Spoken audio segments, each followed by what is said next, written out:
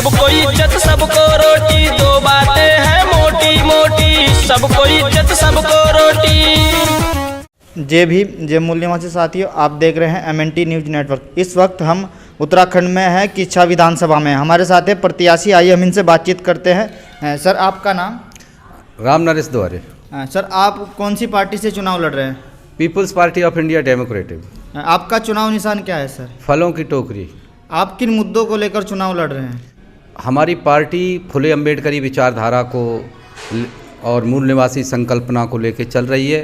उसमें जो बाबा साहब के द्वारा संविधान में उल्लिखित सबको शिक्षा, सबको स्वास्थ्य, सबको रोजगार, समता, स्वतंत्रता, बंधुत्व और न्याय, भाईचारा की भावनाओं को जो पिछले 70 साल से इस देश में जो कांग्रेस और बीजेपी तथा अन्य जो पार्टियां हैं जो कुलीन तंत्र को स्थापित करती हैं, अधिनायकवाद को स्थापित करती हैं, उनके द्वारा पूरे देश का सत्यानाश कर दिया गया है।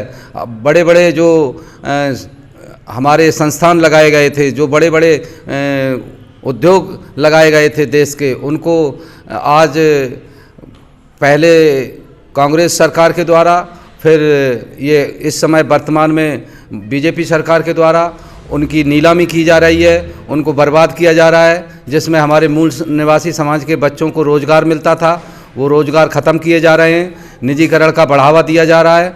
और हमारे SC ST OBC के जो रिजर्वेशन है, उसके पदों को BC का करोड़ों में बैकलॉग है, उसको पूरा करवाना है। और हमारे जो बच्चों को 14 साल तक की उम्र तक संविधान में वर्णित है कि एजुकेशन फ्री की जाएगी, वो एजुकेशन फ्री नहीं की जा रही है। मिड डे मील को चलाया जा रहा है, जहाँ पर हाई स्कूल तक ऐसी बच्चों को बैठाया जा रहा है। उसके बाद वो बच्चे किसी भी काम के नहीं रहते हैं। और ये अपने बच्चों को एक समाज विशेष के बच्चे हैं जो जिनके पास पैसा है, धनी वर्ग है, वो पब्लिक स्कूलों में, मॉन्टेसरी स्कूलों में पढ़ाते हैं, जिससे हमारे बच्चों का उनसे कंपटीशन में दिक्कत होती है। इन सब जो हम शिक्षा का निजीकरण को ख़त्म करके राष्ट्रीयकरण करेंगे। क्यों लगा आपको कि चुनाव लड़ना चाहिए? इस चुनाव जो हमारे लोकतंत्र की व्यवस्था के अंतर्गत अगर हम किसी समस्या का समाधान चाहते हैं तो हमें विधानसभा और लोकसभा, पार्लियामेंट और असेंबली में जाना पड़ेगा, तभी हमारे समाज की बात वहाँ पहुँचेगी।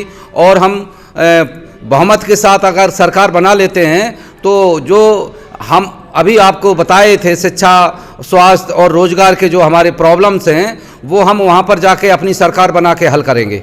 अभी आप प्रचार कर रहे हो, किस तरीके से आपका प्रचार प्रसार चल रहा है फील्ड में?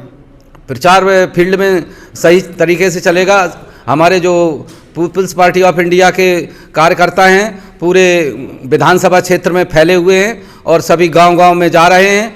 और सीमित संसाधनों से जितना हो सकता है उतना हम अपनी बात को जन जन तक पहुंचा रहे हैं और निवेदन कर रहे हैं कि ये जो हमारा लक्ष्य है कि सभी को शिक्षा, सभी को रोजगार प्राप्त हो सके। दो बातें हैं मोटी मोटी, सबको शिक्षा सबको रोटी, जो PPI का एक नारा है।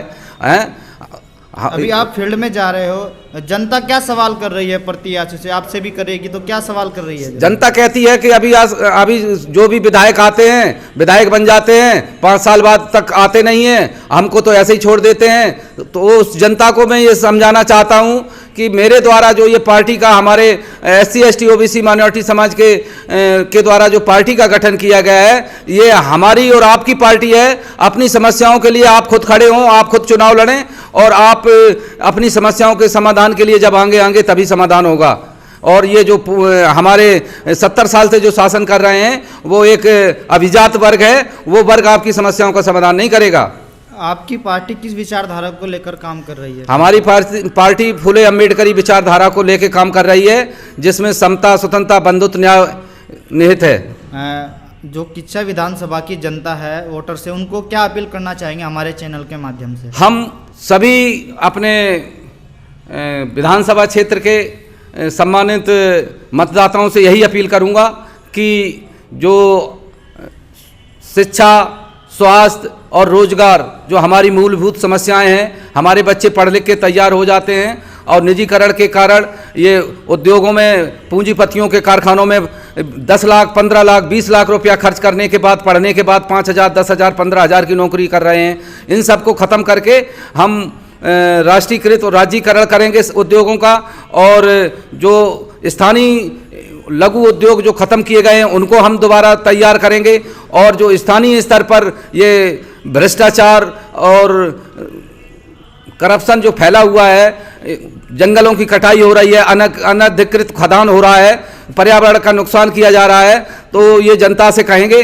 कि आप हमको मजबूत करें और हम इन सब चीज़ों को रोकेंगे। मैं चाहूँगा कि यहाँ पर जो सीलिंग की ज़मीन है उस ज़मीन को प्रति परिवार 1 एकड़ ज़मीन दी जाए, और जिनके पास आवास नहीं है उनके लिए आवास को जगह दी जाए, और शिक्षा के लिए हम बच्चों को फ्री करने के लिए उस सरकार पे दबाव बनाएंगे। और दो बातें हैं मोटी मोटी, सबको इज्जत सबको रोटी। दो बातें हैं मोटी मोटी, सबको इज्जत सबको